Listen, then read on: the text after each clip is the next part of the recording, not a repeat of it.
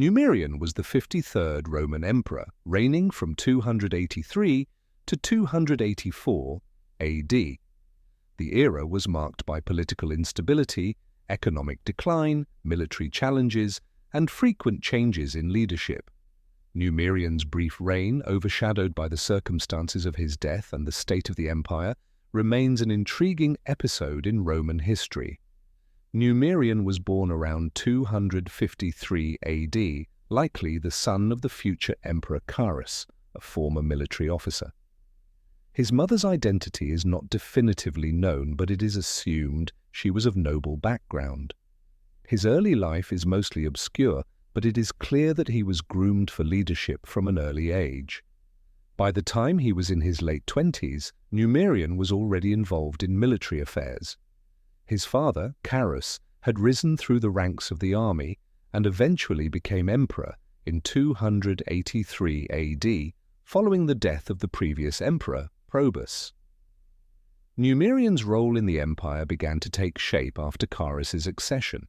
He was appointed co-emperor, likely in recognition of his lineage and military experience. As co-emperor, Numerian's duties were primarily focused on the eastern provinces of the empire, although he was still closely involved in the central affairs of Rome. Carus's reign was short but aggressive. In 283 AD, he launched an ambitious campaign against the Sasanian Empire in the east. This was a pivotal moment for the Roman Empire, as the Sassanid Persians were one of Rome's most significant and dangerous adversaries. Carus and his sons, including Numerian, marched deep into Persia, achieving notable success in the early stages of the war. However, disaster struck in 283 AD when Carus died suddenly.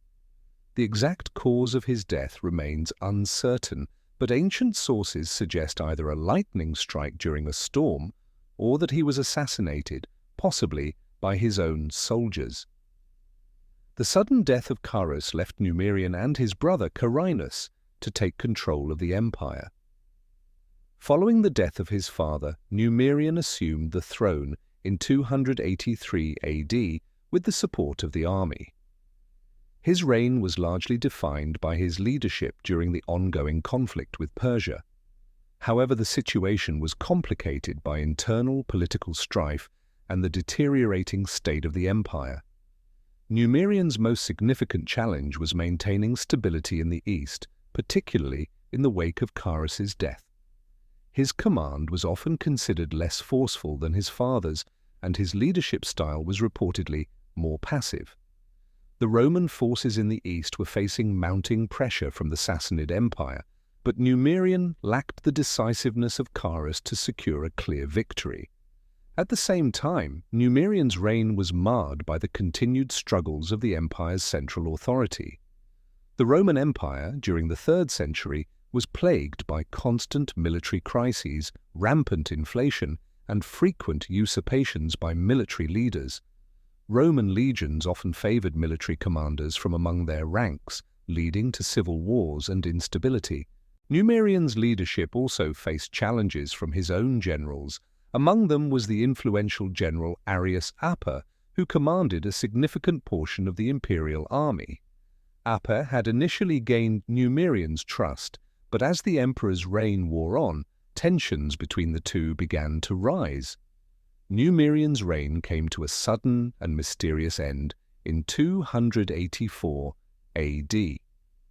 While campaigning against the Sassanids, Numerian fell ill, and his condition worsened as the months passed. He was reportedly confined to his litter, unable to govern effectively. The emperor's illness and absence from the front lines led to rumors of his deteriorating health and the possibility that he was either dying or had already died. The mystery deepened when the emperor's entourage began to hide his condition. His chamberlain, a man named Aper, was tasked with maintaining the secrecy of Numerian's health and over time began to exercise more power himself. Eventually, suspicions grew among the army.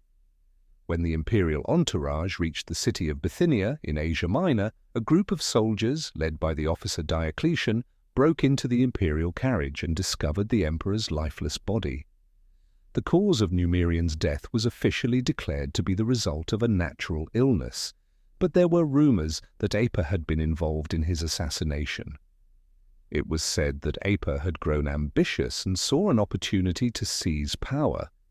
In any case, Numerian's death left the throne vacant, and the army, seeking stability, rallied around the general Diocletian, who would go on to become the 54th Roman emperor.